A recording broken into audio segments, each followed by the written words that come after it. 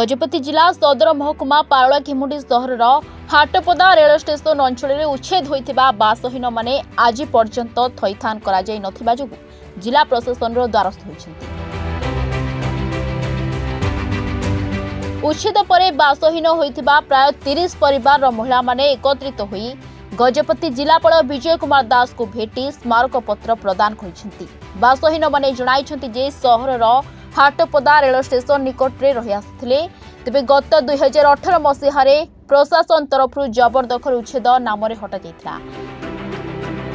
जबरदखल हटा जिबा समय प्रशासन पक्षरु कहा जाइथिला जे अन्यत्र स्थान दिया जाई थैथान करा जिवो। तेबे प्रशासन पक्षरु थैथान करा जाई नथिला। एमाने बाध्य होई गजपति स्टाडियम निकट रे झाटी माटी घर करी रही आसुथिले मध्य सेठारु सेमानकु 2022 मसीह हटाई समान रूपक प्रतिश्रुति प्रशासन पक्षरु दिया जाइथिला। हेले कोनोसी प्रतिश्रुति पालन होइनी फलरे सेबेठारु संपूर्ण रूपे बासहीन होई पड़िछु एवं एणे तेणे रही आसुछु बोली एमाने अभियोग करिसेंति। तेबे तुरंत थैथान व्यवस्था करबा पई जिलापाल श्री दास को निवेदन करिसेंति। कोन कहबे आज जिलापालଙ୍କ द्वारा कहचंती कोन हमर हाटपदा स्टेशन रोड हाटपदार लोक गुड़ाकर घर गुड़ा जो थे से भांगी देले आम तुमको जगह देवु बोलिकी कहीकि आज पर्यंत बुलेले 2018 ग्रीवेंस जो आसिलु से ग्रीवेंस आमको स्टाडियम पाखे जो बोलिकी जगह देखले से घर बांधिकी गोटे 30 जन रहा तहसीलदार सब कलेक्टर जाइए पुलिस फोर्स धरिकी उठेदेले अन्य जगार देवु बोली कहले आज पर्यंत 2024 है जगह देना। तमे कौन दाबी करते हमको जगह दियो बोली दाबी कर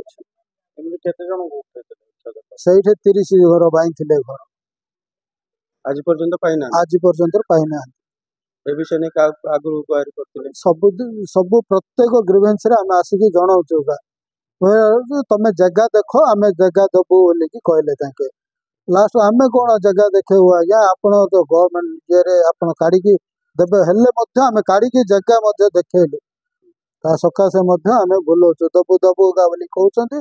तहसीलदार पाखु गले 15 दिन पर आस आरे आसिला इनक्वायरी करिके पळेला मो रिपोर्ट दे दीदी तमे तहसीलदार जाइके मिस बोली कहले तहसीलदार सहित मिसिले मते से कहउछन्ती 15 दिन पर आस 15 दिन पर आस एमिति चली आज के 2024 हो गलानी 15 दिन पर आस होगा बोली की कहउछन्ती।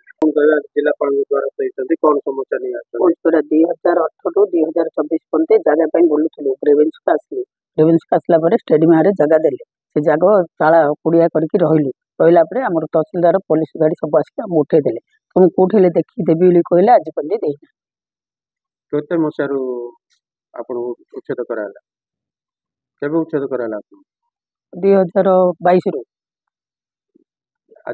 प्रथम केबे उच्छेद करथिले 18 में आसु प्रति ग्रेवेंस का आसुगा 15 दिन थरे आसुगा हाँ आज देबो काली देबो बोली बोलौचंदी से ना कोठी हमको आश्रय देना।